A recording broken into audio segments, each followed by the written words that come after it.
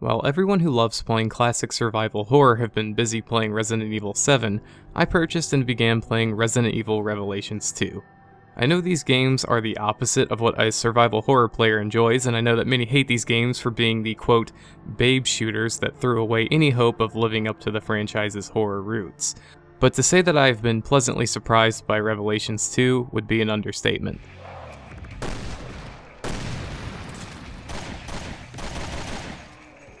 I went into Revelations 2 not for the story-driven single-player experience, but simply for the raid mode.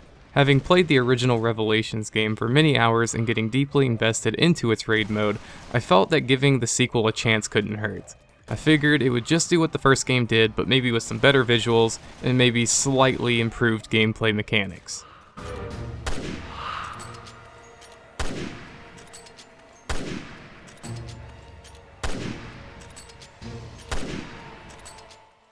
Well, it did provide those two things, only it did so much more than that for me.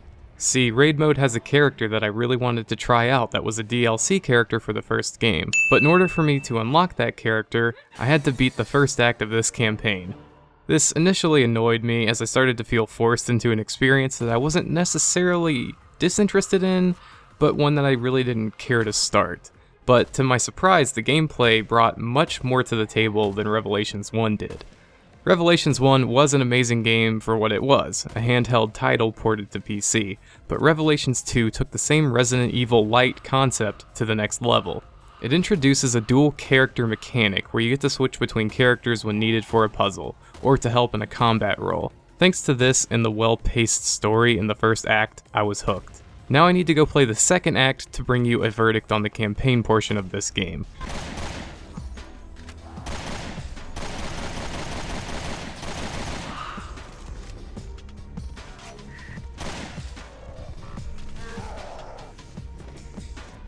We're way off track, so back to raid mode. I love this mode because it gives me a sense of accomplishment with the constant progression. As you level up your raid mode character, you get new weapons, not too dissimilar from Revelations 1. The character you choose also has multiple weapon slots that are either unlocked with progression at certain levels, or given to you from the start. Some characters start with only 2 weapons, but have some really nice perks to make up for the lack of the weapons. Perks are this new and amazing thing in here. In Revelations 1, there really was only like 1 perk per character. For example, Chris had a shotgun and rifle speed reload buff, but that was it. In Revelations 2, characters get many different perks to put into their loadouts that affect anything from damage that can be taken to herb usage, speed, and capacity, and characters also get their own character-specific perks now that can be shared with other characters at a certain level.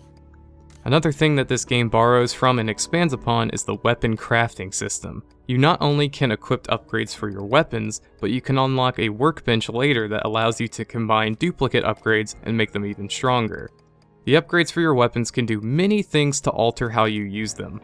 Basic upgrades like recoil compensation and reload speed can help an assault rifle and SMGs, whereas an upgrade like charge shot will help anyone using a sniper rifle or magnum to do much more damage per round that they charge up before firing. As you progress in raid mode, these upgrades become more diverse as well, having cards such as health vampirism, fire bullets, and ice bullets that freeze enemies in place, making them even easier to shoot.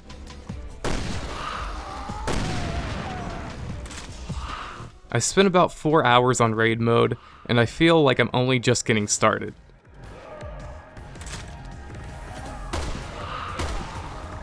This mode has co-op integration, and upon trying it out for the first time, I got matched with a level 100 player. Now, being only a level 15, I didn't know what to expect. But what happened was my bullets did almost no damage to the enemies, kind of like playing Borderlands when you're way off level from the rest of your party. However, this experience has showed me 2 very cool things. One is that my weapon's status effects still worked on the enemies, thus helping my co-op partner to handle the crowd a little better. And 2 is that the gameplay showed me how badass a level 100 player can truly be. Having so many upgrades to your weapons and having so many extra added perks provided a lot of new ways to do a run in raid mode. You can mix and match so many different perks, weapons, and weapon abilities in this game that the replayability seems very extensive. And I like knowing that this fun content will last me for many, many more enjoyable hours in the future.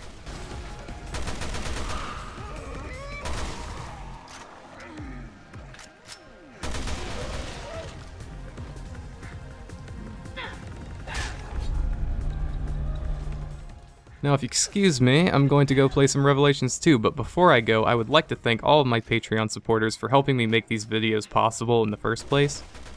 I do not make a lot of money on my videos, so each little bit that you guys can help me out with really means a lot, and it goes straight back into my YouTube content with the games I'm playing anyway. Again, thank you, and I'll see you all in the next video. Peace out.